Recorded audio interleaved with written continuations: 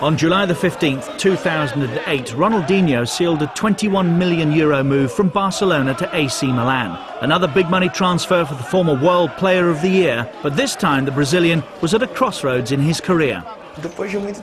After so much time playing in Spain, I decided I needed a change. I settled upon Milan because the club has one of the best setups in the world. Some really great players, and they're one of the best teams in the world too. His game's changed, but Ronaldinho's still young. He needs to be loved again. The fans abandoned him. So has the world seen the best of Ronaldinho?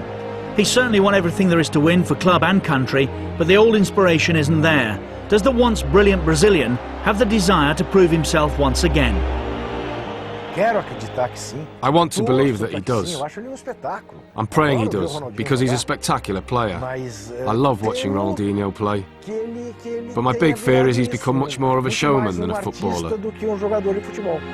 Ronaldinho, after all, inspired Barcelona to back-to-back Primera Ligas and a Champions League title. It was all done with his familiar, intoxicating inspiration. I think he did so much at Barcelona that people always expect more and more. Sometimes that's just not possible. You can only do so much. You're only human. Ronaldinho, perhaps the most gifted player of his generation.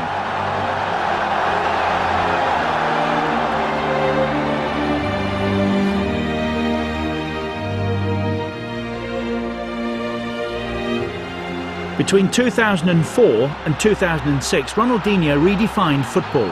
He combined vision, touch and invention with steely determination, inspiring Barcelona to title after title. It was a joy to watch him, and he was one of the guys that made the public came to the stadium. It looked like he was always happy and content on the pitch, and the only thing he wanted to do was play his game.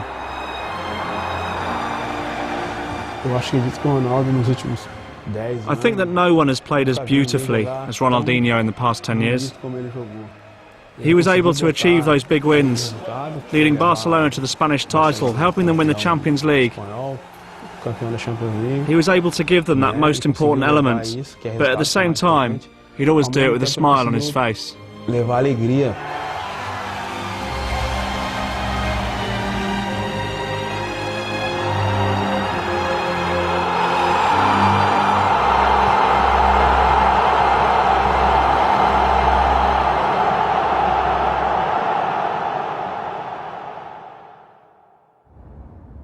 Here in Brazil's southernmost city of Porto Alegre is where Ronaldinho's story begins. Born in the relatively poor suburb of Vila Nova in March 1980, Ronaldo de Assis Moreira seemed destined to become a footballer.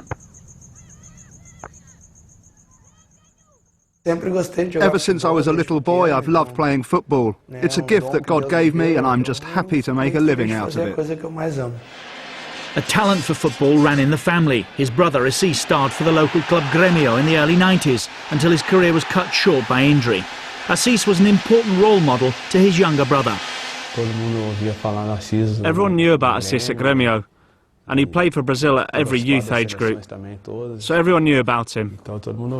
Just imagine what it was like for Ronaldinho at home, watching his brother do all this. So I think the greatest inspiration was his brother, Assis. Ronaldinho was quick to follow in his older brother's footsteps, playing futsal at Grêmio from the age of 7. Even as a youngster, he showed a precocious talent and soon established himself at the club he supported. For so many years, Grêmio was the beginning of everything. I owe the club a lot.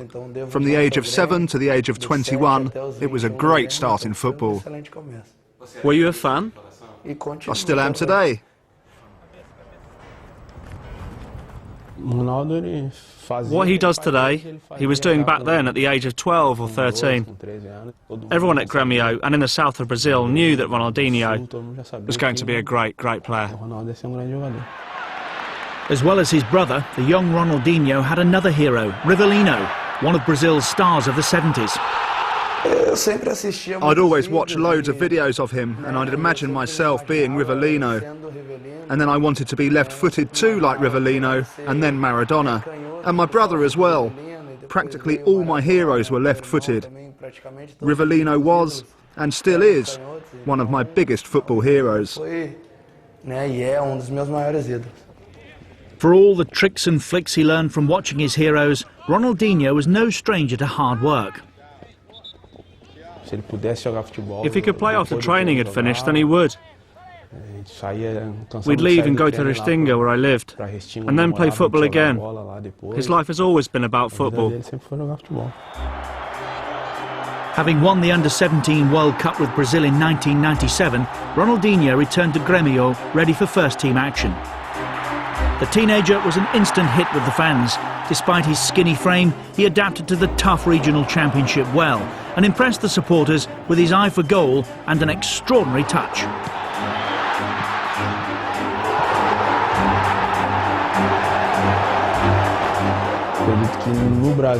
The South Brazilian Regional Championship is the most similar to European football.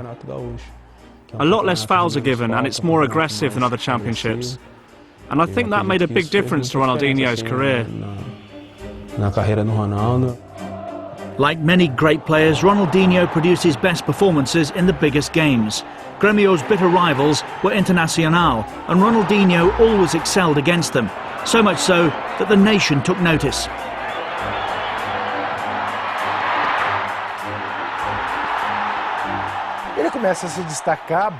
He first caught the eye in the Grêmio Internacional derby, in a regional final, when he famously dribbled past Dunga. And it seems, even to this day, Dunga hasn't forgiven him. And that's when everyone said, "My God, who is this kid?"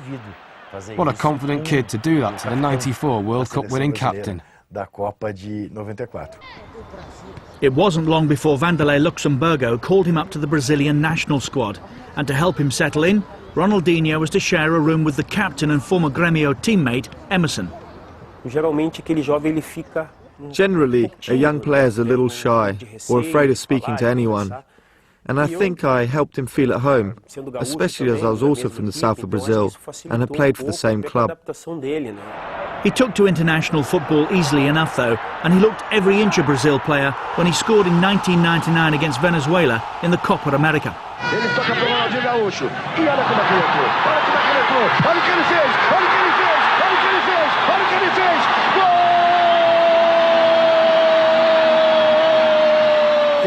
There was that moment against Venezuela when he came on as a substitute and scored that now famous goal. The opposition was poor, but the goal itself was spectacular. Suddenly the kid from Villanova was a star, but perhaps he'd outgrown his southern Brazilian origins. When Paris Saint-Germain expressed an interest, Ronaldinho had to go. I think Ronaldinho is the greatest player to come out of Rio Grande do Sul, and one of the greatest in Brazil. However, I think the region hasn't recognised that fact. The fans turned on their hero though when they learned he'd signed for PSG on a free transfer, taking advantage of the Bosman law. The love affair between Ronaldinho and his hometown club was over. That was more of a fans thing. He was labelled a mercenary because Grêmio did not receive a transfer fee. Because in Brazil we don't have a Bosman law, and in Europe they do. Ronaldinho didn't hurt anyone. He didn't rob anyone. He didn't take money from anyone. He did everything within the laws of the game. These days it happens all the time and no one gets upset about it.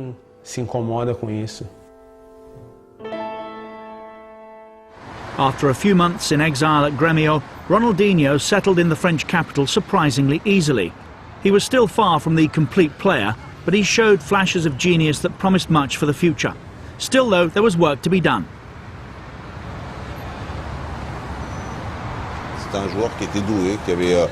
He needed to work to progress. In the first year he understood this, and in his own mind he really tried. He had that genius. He had an incisive gift on the field.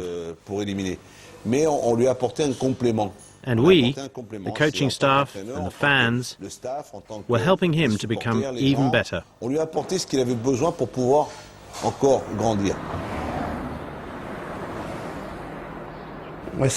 It was a great learning process there. It was my first club outside Brazil, and so I learnt an entirely new culture and a new type of football. It was a really important stage in my life. Once again, Ronaldinho came alive in the big games, but he struggled for consistency. Generally, he was good in the important matches against the likes of Marseille, but he knew how to choose his moments. In the big ones, he was very good, but in the others, which were less important, he just wasn't as interested.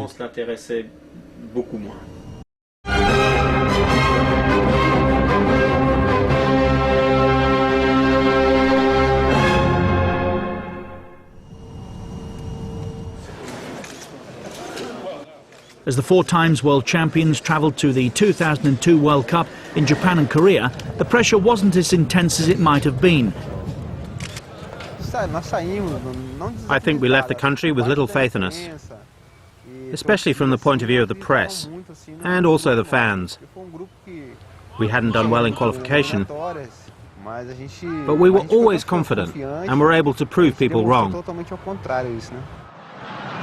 Without the pressure of being tournament favourites, Brazil were able to express themselves. Ronaldinho played alongside Ronaldo and Rivaldo in an attacking trio, and the youngster blossomed in such celebrated company.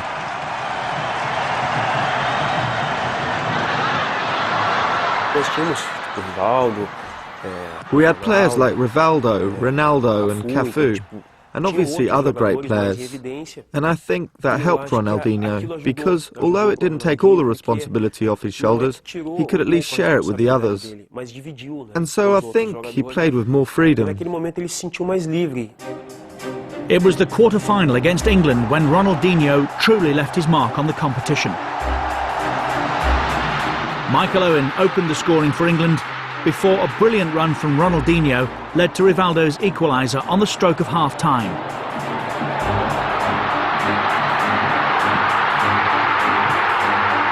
Then 5 minutes into the second half, a stroke of genius from the 22-year-old.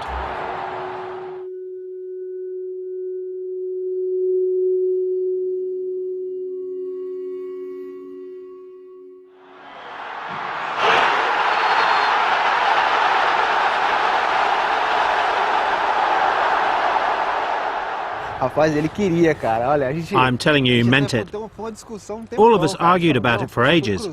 We were saying, no, it must have been a cross. But before he took that free kick, he turned around. And I think he said to Belletti, keep your eye on the goalkeeper. He'll come off his line. He definitely was shooting. He couldn't have hit it so perfectly if he hadn't been. It was a delicate moment, and that's when Ronaldinho's star shone for us. That's why these guys are geniuses, capable of something special, and we're born to play football. And they had these fortunate moments too.